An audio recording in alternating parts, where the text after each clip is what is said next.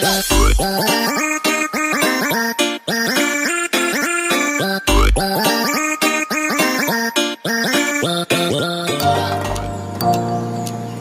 kailangan po talaga na kunin nyo natin yung balat.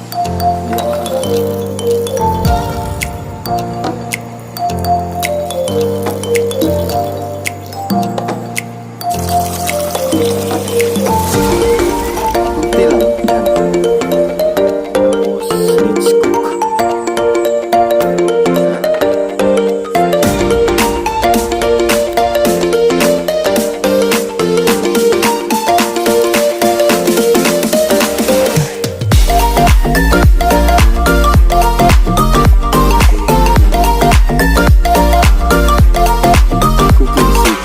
Hi guys! Welcome back again sa aking channel. So this is Tips Mayo. For more videos, please subscribe and follow me on Facebook page. For this video, let's mag-cooking outdoor po tayo.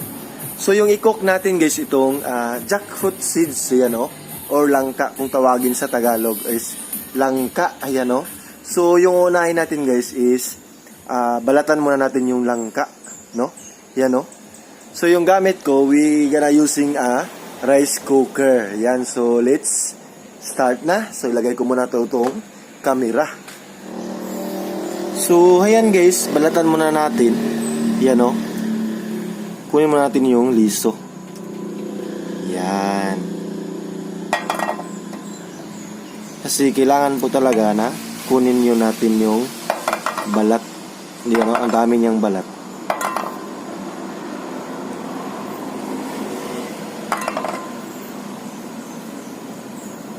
Yan. Nung bata ako guys, ganito po talaga yung ginagawa namin. Pag may nangka, yung mga liso po talaga is hindi namin itabi or ang tawag doon, hindi namin ilabay. Kinukuha namin liso para kainin. Nung una nga is inihaw namin yung liso. Gawin namin inihaw. Isugba po namin to. Ayan.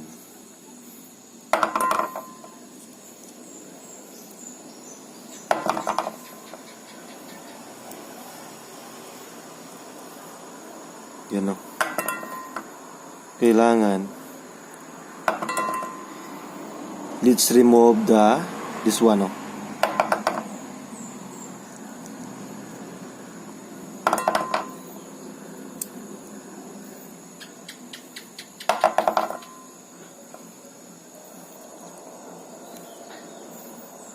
Yan.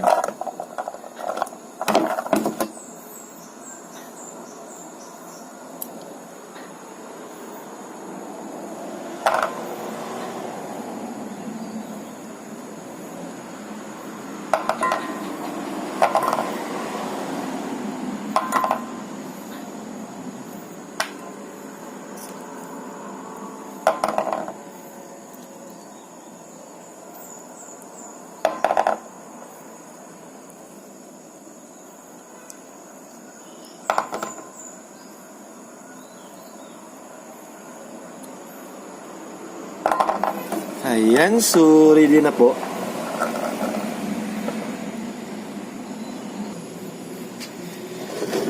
So hugasan natin po. Yan.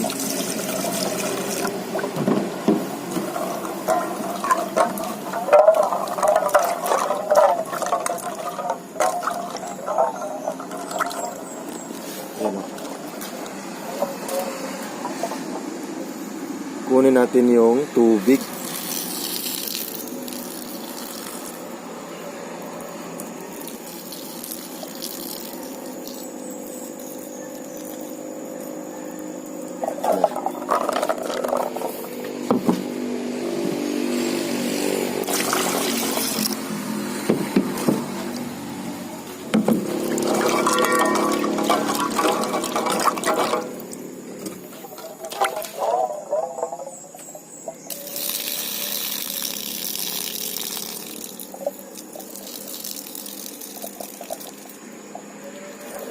Ayan, so ready na po siya.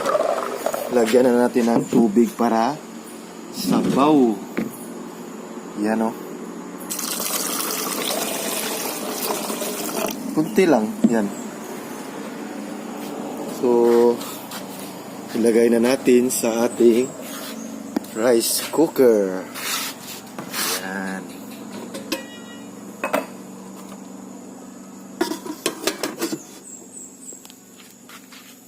Tapos, i-on natin.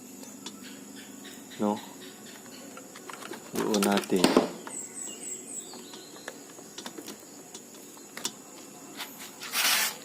Tapos, let's cook. Yan. Tapos yan guys, takpan na natin. So, maya-maya yan guys, maluluto na po yan. Tingnan natin kung i-update ko kayo pagkatapos nito. Yan, no? So, yung itong kuan guys, itong balat ng langka, pwede na po ito itabi. Or i-throw na lang natin to. So yan guys, pag kumukulo na po yung ating liso o yung seeds ng nangka is i-update ko po kayo. So stay put lang kayo dyan. So yan guys, hinihintay na lang po natin na kumukulo yung ating jackfruit seeds. Yan. So first time ko po nagluto ng jackfruit seeds sa rice cooker. No? So okay lang naman kasi yung rice cooker is pwede naman po yung lutuan. No? So ngayon guys, nung bata po kasi ako, palagi po kaming naluluto ng jackfruit seeds. Yung iba nga is gagawin namin ng inihaw. Yan, kainin namin or gagawin namin ng snacks. Good for snacks po. Yan. At saka, hindi naman po nakakasama yung jackfruit seeds. Ang dami po nga kumakain yan. So, merong iba yung malaki na yung liso niya. So, yung sa amin is malilit lang po yung liso niya. At saka, alam nyo guys na napakatamis ng jackfruit seeds. Kung nakita nyo po sa aking Facebook page, doon po akong kumain ng jackfruit seeds. So yan, hinihintay na lang po natin na kumukulo yung ating rice cooker. So, ayan guys, i-update na po natin. No? Tingnan na natin yung laman. Yan. Yan no, mainit na. Parang malapit na siyang kumukulo guys, tingnan nyo. Yan. So, takpan natin ulit.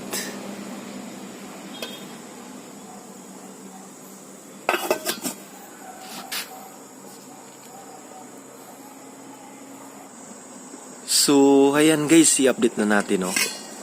Yan, ala. Kumukulo na po yan. No? Tingnan nyo guys. Yung camera ko. Yan, no? Wow, suluto na po yan. Tingnan nyo guys na may, yung sign natin kung maluto na siya is smooth na po yan. Yan, so i-off na po natin yung ating rice cooker kasi luto na po. Yan.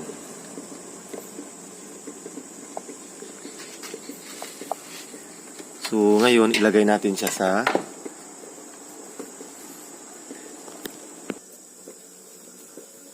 kunin na natin guys kasi mainit po talaga yung rice cooker. Kunin muna natin yung tubig. Yan. Yung tubig.